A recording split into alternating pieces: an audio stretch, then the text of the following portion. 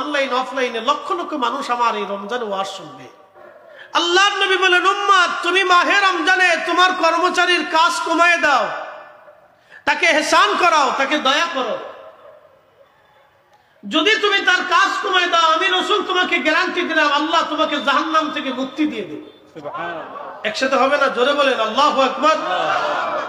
আল্লাহর নবী বলেন, উম্মত তোমার অধীনস্থ, তোমার কর্মচারী, তোমার গোলাম, তোমার কর্মচারী, তোমার অধীনস্থ, তোমার শ্রমিক, তোমার অধীনস্থ যারা আছে, তুমি তার কাজকে হালকা করে দাও, তার কাজকে কমিয়ে দাও, তাকে ইহসান করো, দয়া করো। বিনিময়ে আমি রাসূল তোমাকে ওয়াদা করলাম আল্লাহ তোমাকে জাহান্নাম থেকে বাঁচাই দেবে। একসাথে বলবেন না সুবহানাল্লাহ? সুবহানাল্লাহ। না, আরেকটু জোরে বলেন আল্লাহু আকবার। আল্লাহু আকবার। এটা আল্লাহ রাসূল বললেন। মাহে রমজান আসতেছে আমাদের মাঝে, মাহে রমজান আমাদের মাঝে আসতেছে। এই মাহে রমজানে আমরা আমাদের অধীনস্থ যারা আছে, কর্মচারী যারা আছে, তাদের কাজ কমাই দেব, তাদের ইহসান আমরা করব, দয়া করব। আল্লাহ নবী বললেন যদি করো তাহলে তোমাকে জাহান্নাম থেকে আল্লাহ মুক্তি দিয়ে দেবে। আল্লাহ নবী আরো বলেন, আমার উম্মত মাহে রমজানে আমার গুনাহগার রোজাদার উম্মতকে তুমি ইফতার করাও, তাকে পেট পুড়ে আনন্দ চিত্ত করে, তাকে মজা করে তুমি খাওয়াও, তার তৃষ্ণা তুমি মিটাও, ক্ষুধা তুমি মিটিয়ে দাও। আল্লাহ নবী বললেন যদি মিটাও, একটা রোজার সওয়াব তোমার আমলনামায় দেওয়া হবে। যাকে ইফতার করাইবা তার রোজা হোক বা না হোক, তোমার আমলনামায় রোজার সওয়াব লিখে দেওয়া হবে। তার সওয়াবও কম করা হবে না, তোমারটাও কম দেওয়া হবে না। এক সাহাবী বলেন, ইয়া রাসূলুল্লাহ, আমাদের ভিতরে এমন উম্মত আছে, সাহাবী আছে, যারা ইফতার খাওয়াইতে সামর্থ্য রাখে না, তারা নিজেরাই দরিদ্র। নবীজি বললেন যদি সামর্থ্য থাকে এক পেয়ালা দুধ দিয়ে ইফতার করাও, যদি তা না পারো একটা খেজুর দিয়ে ইফতার করাও, যদি তা না পারো তাহলে অন্তত এক পেয়ালা পানি দিয়ে হলো তোমার ভাইকে ইফতার করাও। তারপর আমার রব আমার আল্লাহ তোমার আমলনামায় রোজার সওয়াব নেকি লিখে দেবে। নবীজি আরো বলেন, আমার উম্মত তোমরা শোনো, যদি রোজাদারকে তুমি পেট করে খাওয়াও, যদি আমার রোজাদার উম্মতকে তুমি পেট পুরে খাওয়াও এবং তার তৃষ্ণা নিবারণ করো, তারে পরিতুষ্ট করো, তার হৃদয়কে শান্ত করো খাবার দিয়ে, তাহলে তুমি শুনে রাখো আমার উম্মত কিয়ামতের ময়দানে আমি নবী তোমাকে ডেকে ডেকে নিয়ে হাউজে কাউসারের পানি পান করায় দিব, যেই পানি একবার পান করলে জান্নাতে যাওয়ার আগ পর্যন্ত তৃষ্ণার কথা মনে থাকবে না। ইহসান বিল ইহসান, দয়ার বিনিময়ে দয়া। একসাথে বলবেন আল্লাহু আকবার। আবার বলি দয়ার বিনিময়ে দয়া। জোরে বলেন দয়ার বিনিময়ে দয়া, দয়ার বিনিময়ে দয়া। জীবনে দেখছেন, জীবনে কোন অলির জীবনীতে দেখছেন তারা বদদোয়া করে? কোন অলিরা বদদোয়া করে না। আর যদি কখনো তারা অতিষ্ঠ হয়ে বদদোয়া করেই ফেলে, তাহলে যার বিরুদ্ধে বদদোয়া করে তারা রক্ষা থাকে। পৃথিবীর কোন বাদশা রাজা তাকে ওই জরিমানা থেকে তারা খালাস দিতে পারে না। কথা ঠিক আছে কিনা? কোন অলিরা বদদোয়া করে না, সুফিরা কখনো বদদোয়া করে না। সুফিদের কাজ ছিল সবসময় দোয়া করা। এই জন্য সুফিরা দোয়ায় বিশ্বাসী। আর গায়রে সুফি যারা আছে, সুফিয়ত মানে না, তরিকত মানে না, তাসাউফ যারা মানে না, তারা দোয়াও মানে না। কি কথা ঠিক আছে না ভাই? তারা কি মানে না? দোয়া মানে না। তারা নানান মাসালা ধরে, পেঁয়াজ ধরে, বেদাতের তরিকা দেয়, বেদাতকে সিল্লা ফাল্লা করে, উম্মতকে ধ্বংস করার বুদ্ধি করেছে। আরে মুসলমানের দোয়ার এত পাওয়ার, দোয়া দিয়ে আল্লাহর নবী বদরের প্রান্তরে আল্লাহর কাছ থেকে সাহায্য এনেছে, উহুদের সাহায্য এসেছে। দোয়ার কারণে পৃথিবীর বিরুদ্ধে খাজা বাবা আজমিরি সাহায্য এনেছে। দোয়ার কারণে শাহজালাল ইয়ামানি আল্লাহর কাছ থেকে সাহায্য এনেছে। দোয়া ছাড়া সাহায্য আসে না। কথা কোন ঠিক কিনা? আর এই দোয়া থেকে মুসলমানদেরকে ধর্ম সর্বনাশ করে দেওয়ার জন্য একদল ফতোয়া মেরে মেরে উঠে পড়ে লাগছে। তাদেরকে আমাদের থেকে বিচ্যুত থাকতে হবে, দূরে থাকতে হবে। কথা বলেন ঠিক না বেঠিক? এই সমস্ত কথা মানা যাবে না, ধ্বংস হয়ে যাবে মুসলমান। যত দিন যাচ্ছে মুসলমান তত ধ্বংসের দিকে চলে যাচ্ছে। মুসলমানের তাসাউফ নাই, ইলমে লাদুন্নি নাই, মুসলমানের দোয়া কবুল হয় না। যত দিন যাবে তত মুসলমান পথভ্রষ্ট হবে, তত মুসলমান। এই জন্য দোয়া। আল্লাহর নবী বলেন আমার উম্মত মাহে রমজান আসলে অধিক পরিমাণে তুমি ইস্তিগফার করো আর দোয়া করো। অধিক পরিমাণে ইস্তিগফার করবেন। মাহে রমজানি মক্ষম সময় অধিক পরিমাণে আল্লাহর কাছে মাফ চাইবেন, অধিক পরিমাণে দোয়া করবেন। রমজানে ইফতারের আগে দোয়া হয়, একসাথে বলবেন আল্লাহু আকবার। কি হয়? দোয়া হয়। ইফতারির পূর্ব সময় যে দোয়া হয় এই দোয়া কবুল হয়ে যায়। এই দোয়া কি হয়ে যায়? কবুল হয়, কবুল হয়। ইফতারির পূর্ব মুহূর্তে দোয়াটা মঞ্জুর হয়, মঞ্জুর হয়। এই জন্য ইফতারির সময় আমাদের দেশের আগের রেওয়াজ খুব ভালো ছিল, এই গ্রাম ওই পাড়া সেই পাড়া, ওই বাড়ি সেই বাড়ি ইফতার মাহফিল হইতো। কথা ঠিক আছে না? একটা রেওয়াজ ছিল, মিলাদ হইতো, বাড়ি বাড়ি ইফতার হইতো, মিলাদ হইতো, দোয়া হইতো। বেদাতের এমন চাপ পড়ছে, এই চাপের ডরে বহু মুসলমান ভয়ে এখন চিন্তা করে দূর বাইসে গেছি। কথা ঠিক আছে না ভাই?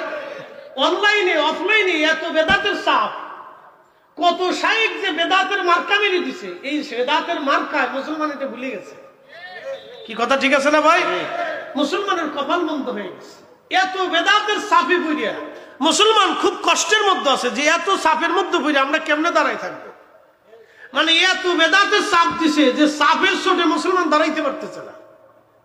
তো যারা বা দুই একজন বাবা মার স্মরণে দোয়া খায়ের করতো, ইফতার মাহফিল দিত, গরিব মানুষের উপকার হতো, পাড়া প্রতিবেশীর সাথে সুসম্পর্ক রাখতো। আজকে দেখেন রাস্তাঘাটে চুরি ডাকাতি হলে এক চোরে ধরে, একজনটা ধরলে 10 জন সামনে দিয়ে পাশ দিয়ে হাইটে চলে যায়, কিন্তু কেউ ছাড়াই না, সাহায্য করে না। কথা ঠিক আছে না ভাই? তার মানে কি সহমর্মিতা নষ্ট হয়ে গেছে, সহমর্মিতা নষ্ট হয়ে গেছে।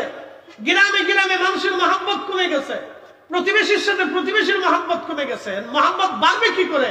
আল্লাহ নবী 1450 বছর আগে শিখাই দিয়ে গেছে, উম্মত মহব্বত যদি বাড়াইতে হয় তাহলে দুইটা কাজ করো। এক নম্বরে তোমরা মানুষকে খাওয়াও, প্রতিবেশীরা খাওয়াও, গরিবদেরকে খাওয়াও, আত্মীয় স্বজন খাওয়াও, নিজের একসাথে খাইতে বসো, পরিবারের সবাই খাইতে বসো, চাচা বাতিজা একসাথে খাও, একজনকে খাওয়াও, বাতিজা চাচারে খাওয়াও, চাচা বাতিজারে খাওয়াও, চাচতো ভাই চাচতো ভাইরে খাওয়াও, মামুতো ভাই মামুতো ভাইরে খাওয়াও, আত্মীয় স্বজন খাওয়াও, প্রতিবেশীর মানুষকে খাওয়াও। খাওয়াইলে মহব্বত বাড়ে, খাওয়াইলে মহব্বত বাড়ে। আমাদের দেশে মিলাদের দাওয়াত দিয়া মানুষকে দাওয়াত করে মানুষকে খাওয়া, বেদাতের ফতোয়ার চাপে মুসলমান হারাই ফেলছে। কি কথা বলেন, জোরে বলেন? বেদাতের ডরে মুসলমান হারিয়ে ফেলছে, মহব্বত হারিয়ে যাচ্ছে। এই জন্য একজনের বাড়ি আগুন লাগলে নিবাইতে যায়, একটু পরে যায়, চিন্তা ভাবনা করে যায়।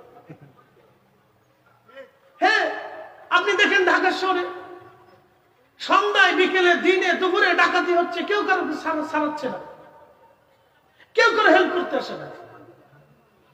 দিনের বেলা যদি এটা হয়তো গভীর রাতে কি হবে আপনি কল্পনা করতে পারবেন যে আমাদের সহমর্মিতা, দয়া কতটা নিকৃষ্ট হয়ে গেছে, কতটা নিচ পর্যন্ত আসছে যে বিপদগ্রস্ত মানুষকে আমরা উদ্ধার করি না। আবার কোথাও যদি রোড অ্যাক্সিডেন্ট হয়, আমাদের দেশের কিছু মানুষ আছে তারা উদ্ধার করার আগে পকেট হাতায়। কি কথা কন না কেন, জোরে বলেন? আপনি দয়ার স্তর কত নিচে নামছে কল্পনা করতে পারবেন? কল্পনা করতে পারবেন না যে আমাদের ইহসানের স্থান কত নিচে নেমে আসছে। অথচ আল্লাহ রাসূল বলেন, যদি দয়া করো দয়া পাবে, দয়া করো দয়া পাবে, দয়া করো দয়া পাবে। একসাথে বলবেন আল্লাহু আকবার। সারা দেশের কি পরিস্থিতির ভিতরে আপনি পর্যবেক্ষণ করলে দেখবেন যে দয়া করলে দয়া পাবে, এই কথা মানুষ ভুলেই গেছে। প্রিয় উপস্থিতি হাজিরিন, প্রিয় ভাই আমার, 1450 বছর আগে আল্লাহর নবী আমাদের কত চমৎকার তরিকা শিক্ষা দিয়ে গেলেন। দোয়া করলে দোয়া পাবে, দয়া করলে দয়া পাবে। আপনি যদি আপনার বাবা মার জন্য দোয়া না করেন, আপনার সন্তান আপনার জন্য দোয়া করবে না। কি কথা কম, জোরে বলেন? দোয়ার বিনিময়ে দোয়া, দয়ার বিনিময়ে দয়া, ভালোবাসার বিনিময়ে ভালোবাসা, এটা আল্লাহর রুলস। আপনি যদি দোয়া না করেন, আপনার সন্তান আপনার জন্য দোয়া করবে না। আপনি নিজে দোয়া করবেন, সন্তানকে দোয়া শিখাবেন। আপনি কবর জিয়ারত করবেন, সন্তানকে কবর জিয়ারত শিক্ষা দিবেন। আপনি ইসালে সওয়াব করবেন, সন্তানকে ইসালে সওয়াব শিখাবেন। আজকে আল্লামা হাফিজ মহসিন খান রাহমাতুল্লাহ আলাইহির জন্য 44 খতম কোরআন শরীফ পড়ছে তার ছাত্ররা। উনি যদি হুজুর শিক্ষা দিয়ে না যাইতেন, তাহলে ওনার নসিবে আজকে 44 খতম হইতো না। কি কথা বল না কেন, জোরে বলেন? আর এই শিক্ষাটা ওনাকে আল্লামা সাহেব কিবলা কুতুলি রাহিমাহুল্লাহ শিখিয়েছেন। যদি সাহেব কিবলা না শিখাইতেন, তাহলে আজকের মাহফিল এইখানে হইতো না। কথা বলেন ঠিক কি? শুধু বেদাতের ফতোয়া দিয়ে মুসলমানদেরকে এমন চাপের মধ্যে ফেলছে যে মুসলমান উঠে দাঁড়াইতে করতে সাহস পেতেছে না, ডর করে মুসলমানের না জানি কোন গুনাহ হয়ে যায়। শয়তান বিদায় হয়ে যাচ্ছে আমাদের উপরে। আমরা আমাদের ঐতিহ্য রেওয়াজগুলি হারিয়ে ফেলছি। সাহাবায়ে কেরাম কোনো কিছু বাড়িতে রান্না করার সাথে রাসূলের দরবারে নিয়ে আসতেন। নবী ছাড়া খাইতেন না, নবী যে আহলে সুফার সাহাবী ছাড়া খাইতেন না। কি চমৎকার দিন ব্যবস্থা ছিল, কি সুন্দর জীবন ব্যবস্থা ছিল। হযরতে সাইয়্যিদুনা ইব্রাহিম আলাইহিস সালাম কোনো মেহমান ছাড়া খাবার খাইতেন না। আর আমরা এগুলি দিন দিন ভুলে গেছি। আগে আমরা দেখছি গ্রামে ঈদের নামাজ শেষ করার পরে সবাই একসাথে বসতো, কি ঠিক আছে না? সবাই একসাথে বসতো। আমাদের ফরিদপুরের বাস ছিল, সব গ্রামের মানুষ, পাড়ার মানুষ একসাথে বসতো। একজনের বাড়িতে, এক মুরব্বীর বাড়িতে এক জায়গায় বসতো, বসে সবাই মিলমিশ করে একসাথে খাবার খেত। এই একসাথে খাওয়া, এই একসাথে থাকা, একসাথে ঘুমানোর ভিতরে একটা মহব্বত আলাদা থাকে, নিজেদের ভিতরে ভ্রাতৃত্ব বোধ তৈরি হয়। এইগুলি ফতোয়া মেরে মেরে আজকে আমরা শেষ করে দিচ্ছি, এগুলোর জবাই দিয়ে দিচ্ছি আজকে আমরা। এই সহমর্মিত এই ভালোবাসাগুলি নষ্ট হয়ে গেছে আজকে। প্রিয় উপস্থিতি আমার হাজিরিন, খুব মনোযোগের সাথে কথাগুলি শুনে যাবেন। আজ এগুলি আমাদের বুঝের বিষয়, মানার বিষয়, দায়িত্ব আমাদের। আপনার জিন্দেগি আপনার, কবর আপনার, হাসর আপনার। কারো ফতোয়ায় আপনার কবরও নষ্ট হবে না, কারো ফতোয়ায় আপনার হাসরও নষ্ট হবে না। আপনার আখিরাতের সদায় আপনাকে নিয়ে যেতে হবে, যে আপনার মেহসুরের সদায় আপনাকে নিয়ে যেতে হবে। আল্লাহ আমাদেরকে শ্রেষ্ঠত্ব দিলেন, কুনতুম খায়রা উম্মাহ, খায়রা উম্মাহ করলেন, সর্বশ্রেষ্ঠ জাতি বানাইলেন। কারণ এই উম্মতের দয়া বেশি, উম্মত দয়া করবে। আল্লাহর বান্দা বললেন, ও রব, আমি জীবনে কোনো ভালো কাজ করি নাই, একটা ভালো কাজ আমি করেছি আল্লাহ। ভালো কাজটা হলো, আল্লাহ আমার এই দিন মজুর, সারাদিন পরিশ্রম করে একসা গম, আল্লাহ গমের বিনিময়ে তারে গরু দিয়ে দিলাম। আমার দিন মজুর খুশি মনে গরুগুলি নিয়ে চলে গেল। আল্লাহ, আল্লাহ আমলটা যদি তোমার পছন্দ হয়, আল্লাহ নবী সহিহ বুখারীর কিতাবুল আম্বিয়ার মধ্যে নবীজি বলতেছেন, তখন গুহার মধ্যে পড়ে, পাহাড়ের গুহার ভিতরে পড়ে আল্লাহর বান্দা কাঁদে, বলে আল্লাহ আমলটা যদি তোমার কাছে পছন্দ হয়, এই ইহসান দয়াটা যদি তোমার কাছে ভালো লাগে আল্লাহ, তাহলে আজকে তুমি আমার দয়া করো। পাথর গুহা আটকাই দিয়েছে, সরানোর ক্ষমতা নাই, আল্লাহ তুমি আমাদের গুহা থেকে পাথর সরাইয়া দাও। আল্লাহ নবী বললেন, সাথে সাথে টাস করে পাথরের এক অংশ গুহার সামনে থেকে সরে গেল। একবার জোরে বলা যাবে কি সুবহানাল্লাহ। দয়ার বিনিময়ে দয়া, দয়ার বিনিময়ে দয়া। এই যে রমজান আসতেছে, আপনি যদি সামর্থ্যবান থাকেন তাহলে আপনি নিয়ত করেন যে আপনার গরিবের প্রতিবেশী, আত্মীয় স্বজন যারা আছে তারা কেউ ক্ষুধার্ত থাকবে না। আপনি নিয়ত করেন, যদি আল্লাহ আপনাকে সামর্থ্য দেয়। আমার কথা অনেকে শুনতেছেন, অনলাইন অফলাইনে লক্ষ লক্ষ মানুষ আমার এই রমজানে ওয়াজ শুনবে। আমি সকল সামর্থ্যবানকে বলবো, বিত্তবানকে বলবো, আমার দেশের ছেলেরা কেন চুরি করবে, ডাকাতি করবে, কেন তারা খুন খারাপি করতে যাবে? কারণ অভাবের মধ্যে পড়ে মানুষের স্বভাব নষ্ট হয়ে যায়। কথা ঠিক আছে না ভাই? মানুষের অভাবে স্বভাব নষ্ট হয়। আপনি দেখেন তো, কুলাউড়ার কোন ধনী বংশের ছেলে ডাকাতি করবে? দেখাইতে পারবেন? কোন ভদ্র ফ্যামিলির ছেলে ডাকাতি করবে দেখাইতে পারবেন? পারবেন না। কোন ভদ্র ফ্যামিলির ঘরের ছেলে ডাকাতি করে না, কারণ তারা জানে আমার তো অভাব নাই, আমি ডাকাতি করতে যাবো কেন? আমার তো অভাব নাই। অভাবে মানুষের স্বভাব নষ্ট হয়ে যায়। রাষ্ট্রযন্ত্র তার জন্য দায়ী। আমার দেশের 5 লক্ষ ছেলে পেলে আছে যারা একেবারে পরিচয়হীন। আপনি কল্পনা করতে পারবেন, পরিচয়হীন যাদেরকে বলে, হ্যাঁ আমাদের দেশে কি বলে, এই যারা রেল লাইনের আশেপাশে, বাস স্ট্যান্ডে, বিভিন্ন জায়গায় থাকে, হ্যাঁ টুকাই বলে, অথবা আমাদের দেশে আরো কি বলে, এই ছেলেপেলেরা প্রায় 5 লক্ষ আছে। বলেন, আমাদের রাষ্ট্র যদি এদের কর্মসংস্থানের ব্যবস্থা করতে না পারে, তাহলে 5 লক্ষ চোর ডাকাত হবে আমার দেশে। কি কথা কর না কেন? যেখানে আমার ছেলে, আপনার মেয়ে, আপনার মেয়ে, আমার ছেলে, আপনার আত্মীয়, আমার আত্মীয়, আপনার স্ত্রী, আমার স্ত্রী, কেউ নিরাপদ না, কেউ নিরাপদ না। এখনই যদি তাদের বিষয়ে রাষ্ট্রের চিন্তা যদি মাথায় না আসে, তাহলে আপনি পুলিশ আর সেনাবাহিনী দিয়ে কন্ট্রোল করতে পারবেন না। তো এরকম লক্ষ লক্ষ যুবক চুরি ডাকাতির ভিতরে ঝেপে যাবে। যদি আপনি এখনই কন্ট্রোল করতে না পারেন তাহলে আগামীর জন্য অনেক ভবিষ্যৎ বড় কঠিন হয়ে যাবে। তা আমাদের দেশের ধনী যারা আছে, আমার এই ওয়াজ অনেকে শুনবে, যারা ধনী আছে, সম্পদশালী আছে, তাদের উচিত হলো এক মাস এই মাহে রমজানে দেখতে হবে তার আত্মীয় স্বজন দরিদ্র আছে কিনা, তার ঘরের মধ্যে খাবার নিশ্চিত করতে হবে। কথা ঠিক আছে না ভাই?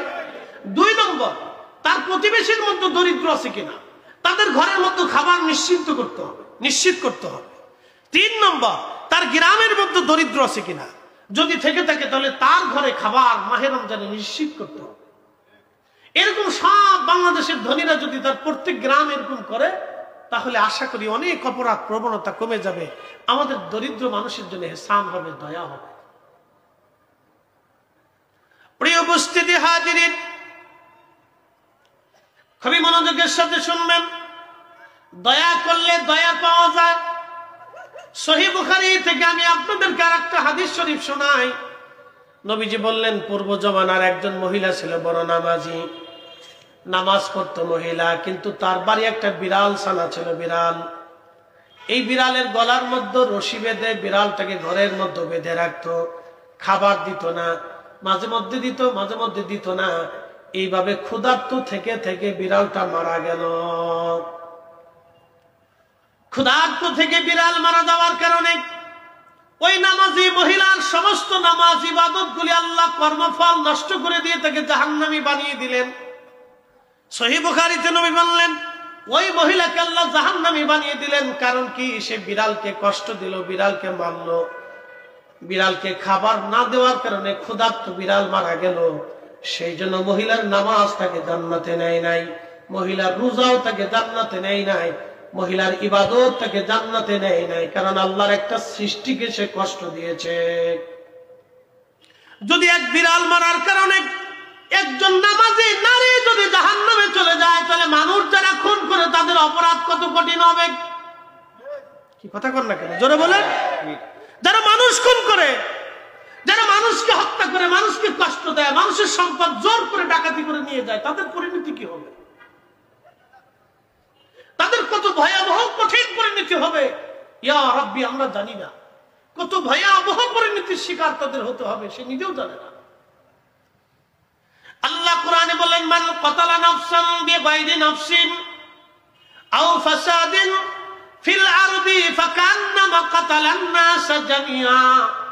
তোমরা যদি কোনো নিরপরাধ মানুষকে হত্যা করো, একজন নিরপরাধ মানুষকে তুমি মেরে ফেলে দাও, সে হিন্দু হোক, বৌদ্ধ হোক, খ্রিস্টান হোক, শিখ হোক, ইহুদি হোক, নাসারা হোক, যে জৈন হোক, মাজুসি হোক, নাস্তিক হোক, মুসলমান হোক, একজন নিরপরাধ মানুষকে তুমি যদি হত্যা করো, নিরপরাধ, সে কোনো অপরাধ করে নাই, নিরপরাধ মানুষকে তুমি যদি মেরে ফেলে দাও, আল্লাহ কোরআনে বললেন, तमाम দুনিয়ার মানব জাতিকে হত্যা করলে যে অপরাধ, একজন নিরপরাধ মানুষকে মেরে ফেললে সে অপরাধ। আল্লাহ এখানে মান কাতালা নাফসাম, মানুষের কথা বলেছেন, মুসলমানের কথা আল্লাহ বলে নাই। মান কাতালা নাফসাম বিগাইরি নাফসিন, সে কাউকে হত্যা করে নাই, আও ফাসাদিন, অথবা সে ফ্যাসাদ সৃষ্টি করে নাই, পৃথিবীতে সে রাহাজানি, ধর্ষণ, অন্যায়, জুলুম করে নাই, সে নিরপরাধ একজন মানুষ। তুমি যদি তাকে হত্যা করো, तमाम পৃথিবীর মানুষকে মেরে ফেললে যে অপরাধ, একজন নিরপরাধ মানুষকে মেরে ফেললে সে অপরাধ। এই জন্য আপনি দেখবেন সারা পৃথিবীর কোন সুফিরা, সুফিদের কাছে সব ধর্মের মানুষ যাইতো নিরাপত্তার জন্য, শান্তির জন্য, ভালোবাসার জন্য, দয়ার জন্য। কথা বলেন ঠিক কিনা? পৃথিবীর সব সুফিদের কাছে সমস্ত ধর্মের মানুষ যাইতো, নিরাপত্তার জন্য যাইতো, ভালোবাসার জন্য যাইতো, দয়ার জন্য যাইতো।